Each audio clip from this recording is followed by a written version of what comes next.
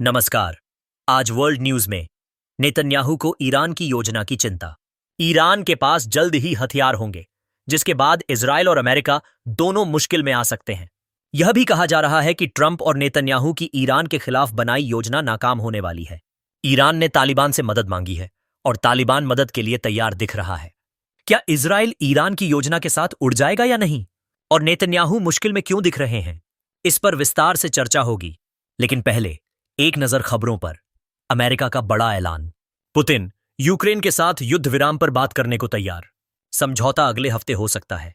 Donald Trump ने भारत पर 25% tariff लगाया। कुल 50% हो गया टैरिफ। धमकी दी कि अगर जवाब दिया तो और बढ़ा देंगे। अमेरिका ने पाकिस्तान पर मेहरबानी दिखाई। 2 महीने में दूसरी बार पाकिस्तान के आर्मी चीफ असीम मुनीर ट्रंप से मिल सकते हैं। और इसी बीच पृथ्वी पर एलियन के चौंकाने वाले खुलासे, मंगल से कनेक्शन।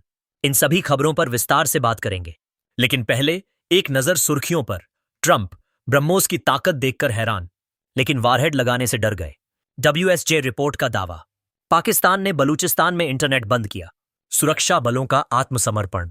PTA के आदेश पर उठाया गया कदम। अमेरिका में जॉर्जिया के सैन्य बेस पर हमला। 5 सैनिकों को गोली मारी गई। हमले की जगह को घेरा गया। बांग्लादेश में आम चुनाव के लिए तैयार अवामी लीग। शेख हसीना के बेटे साजिद वाजिद जॉय को पार्टी की कमान मिल सकती है। नए नाम के साथ पार्टी चुनाव में उतर सकती है। पश्चिम एशिया में साजिश। इजराइल और ईरान में युद्ध हो सकता है, लेकिन हमले जारी हैं। मोसाद ईरान में। ज्यादातर समय हमले का पैटर्न एक जैसा। जैसे ही नीचे उड़ान भरते हैं, ड्रोन अचानक कहीं से निकलते हैं और अपने निशाने से टकरा जाते हैं। ईरान ने अमेरिका में जासूसों को बदलने की भी योजना बनाई है। इजराइल हैरान दिख रहा है। ईरान को युद्ध की धमकी दी जा रही है। इजराइल के रक्षा मंत्री ईरान पर हमले की बात कर रहे हैं। वहीं ईरान की सेना भी जवाब देने को तैयार है। खामेनेई ने सेना को पलटवार का अधिकार दे दिया है। सेना ने बड़ा मोड़ ले लिया है और अब खामेनेई ने इजराइल के खिलाफ बड़ा दांव खेल दिया है। ईरान ने तालिबान से मदद मांगी है। असल में तालिबान के पास एक सूची है जिसमें अफगानिस्तान में काम कर रहे ब्रिटिश, अमेरिकी और इजरायली जासूसों की जानकारी है।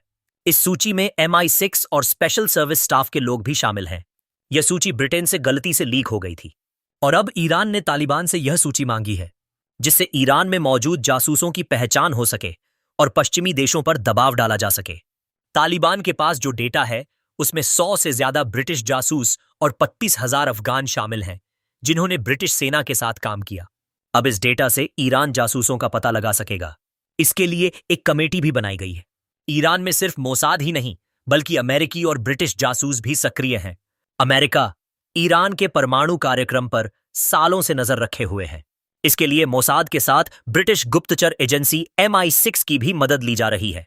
ईरान की एजेंसियों को लगता है कि एक सुराग से पूरा जासूसी नेटवर्क तबाह हो सकता है और कहा जा रहा है कि तालिबान जल्द ही यह सूची ईरान को सौंप सकता है।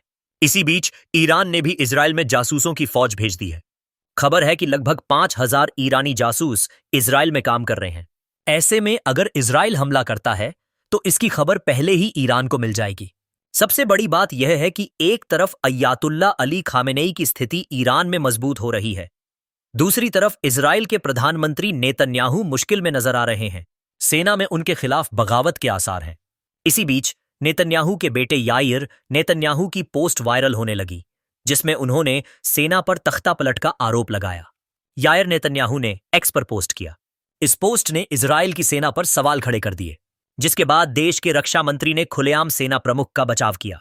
रक्षा मंत्री ने कहा कि सेना प्रमुख को अपनी राय रखने का पूरा हक है। उन्होंने बताया कि देश की नेतृत्व और सेना प्रमुख के बीच मतभेद तब सामने आए जब सेना प्रमुख ने सरकार की गाजा पर कब्जे की योजना का कड़ा विरोध किया। इस तरह सवाल उठता है कि क्या इजराइल में नेतन्याहू के खिलाफ बगावत होने वाली है? और जो रक्षा मंत्री सेना प्रमुख के समर्थन में खड़े हैं, उन्होंने इसकी शुरुआत कर दी है। अब रूस यूक्रेन की लड़ाई पर आते हैं।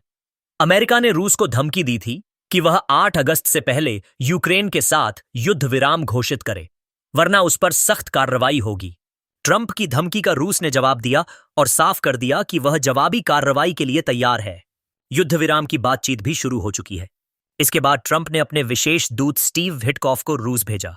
विटकॉफ ने मॉस्को में राष्ट्रपति व्लादिमीर पुतिन से 3 घंटे लंबी बातचीत की। इसके बाद ट्रंप ने बड़ा दावा किया। ट्रंप ने कहा, आज राष्ट्रपति पुतिन के साथ हमारी बहुत अच्छी बातचीत हुई। और लगता है कि अब इस लंबे रास्ते का अंत करीब है।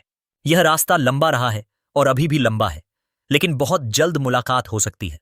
लेकिन ट्रंप ने विटकॉफ के साथ पुतिन की बैठक में पुतिन के निर्णय के बारे में कुछ नहीं बताया। बस इतना कहा कि अभी कोई बड़ी प्रगति नहीं हुई है। मैं पुतिन पर पूरी तरह भरोसा नहीं करता।